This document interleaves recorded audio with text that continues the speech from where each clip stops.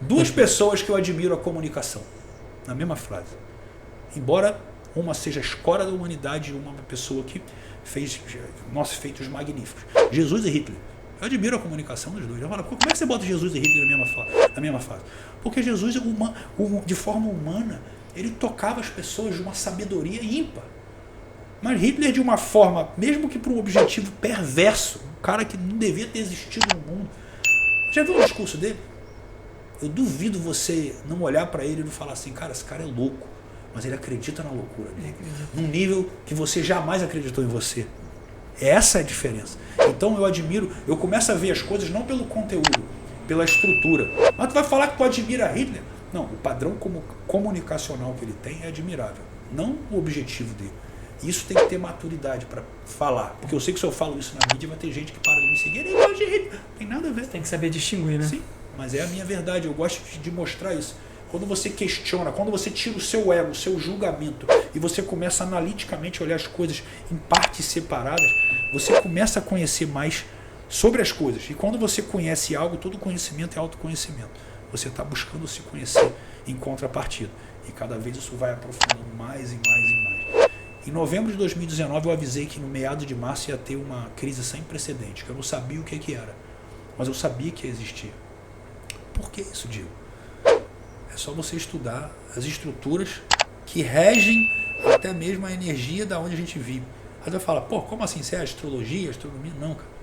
Isso tem a ver até com o que as pessoas chamam de a escala de Fibonacci, que muita gente não sabe sobre isso, mas essa que é dado como assinatura de Deus, número de ouro, e é o padrão do mercado financeiro que mais converte em resultado a médio e longo prazo, é a escala de Fibonacci.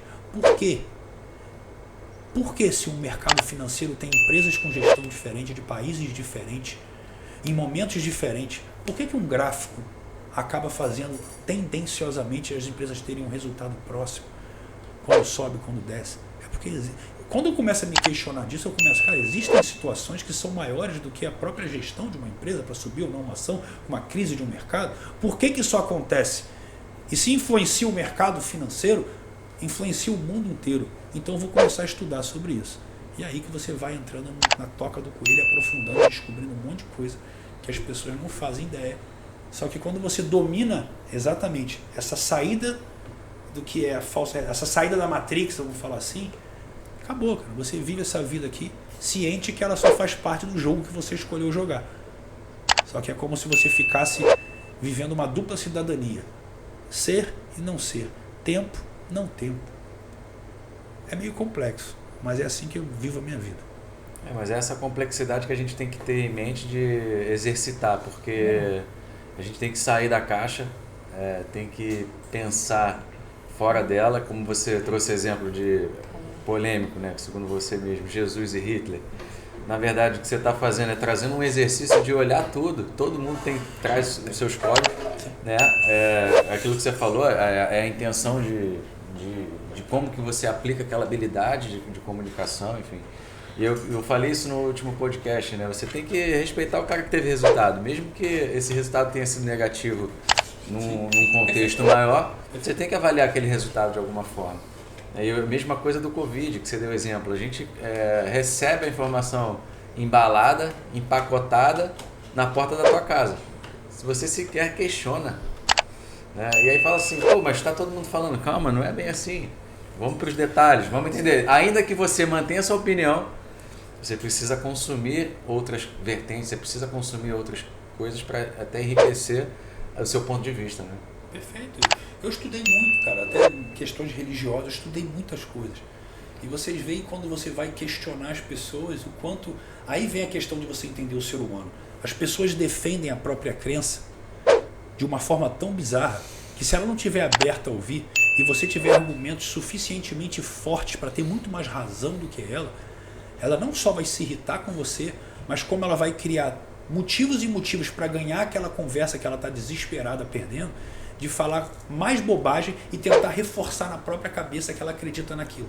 Piora para os dois. Por isso que eu falo, na vida você tem razão ou tem resultado. Eu tenho muita coisa para falar que na grande maior parte eu me calo. Mas não porque eu não quero falar, porque eu sei a forma.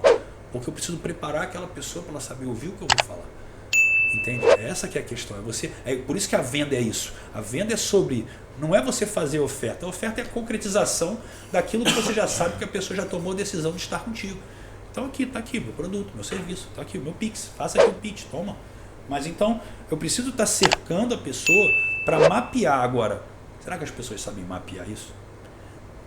Desde o feeling de você sentir e conhecer a pessoa até a parte técnica. De eu estar olhando você e conseguir ler o que os seus olhos estão falando.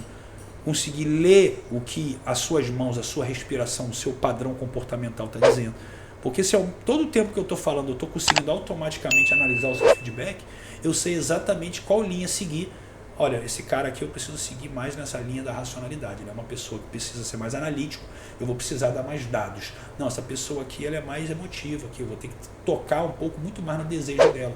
Você vai, se torna um jogo até honestamente interessante. É um jogo da venda, né? É como o jogo da sedução. Quase sempre quando é mais difícil tem um valor, um gostinho a mais, né? No tipo de você sentir que você batalhou para aquilo, né? Então a vida é sobre progresso. O progresso é que move o ser humano. A gente falou aqui também sobre tudo a essência de todo esse movimento, da dificuldade de venda, em não reconhecer a identidade, não se entender como pessoa, como essência, de onde vem, para onde vai, qual é o seu objetivo, quem você verdadeiramente é.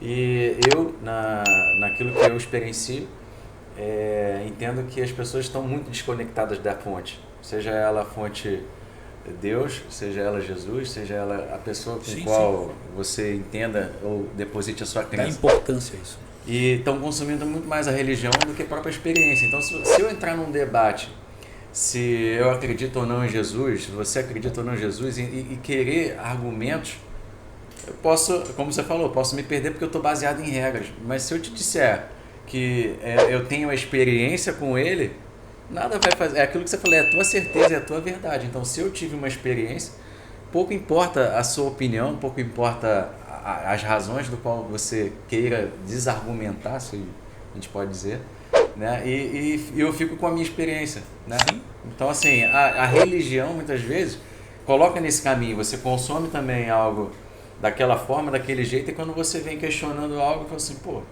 realmente não pensei nisso. Só que você... Aí tem uma passagem, né? Uma passagem de Tiago que fala isso também na Bíblia, né? A fé sem obras é morta. Então, assim, a minha questão é, qual é a sua atitude de vida? E em primeiro lugar, não é amar ao próximo como a ti mesmo. Está falando de o que eu faço pelos meus irmãos? Não, estou mandando você saber interpretar texto. Volta para a frase. Porque eu interpretava errado quando eu era mais novo. Amar ao próximo como a mim mesmo. Parece que eu tenho que fazer tudo pelos outros. Espera aí, interpreta a frase. Amar ao próximo. Como? Como que eu devo fazer isso? Como a mim mesmo. Então, se eu não me amar muito, se eu não estiver sendo chamado de egoísta nesse momento na minha vida, que eu estou o quê? Criando abundância o suficiente para que quando eu comece a gerar algo que foi o Tiuri que falou para mim que eu gostei muito, cara, não basta ser abundante, você tem que ser transbordante. Abundante você tem que ser para você. O que vai para os outros é o transbordo. Porque se eu tiro de mim, eu estou limitando a minha capacidade de transbordar cada vez mais. E eu não posso fazer isso.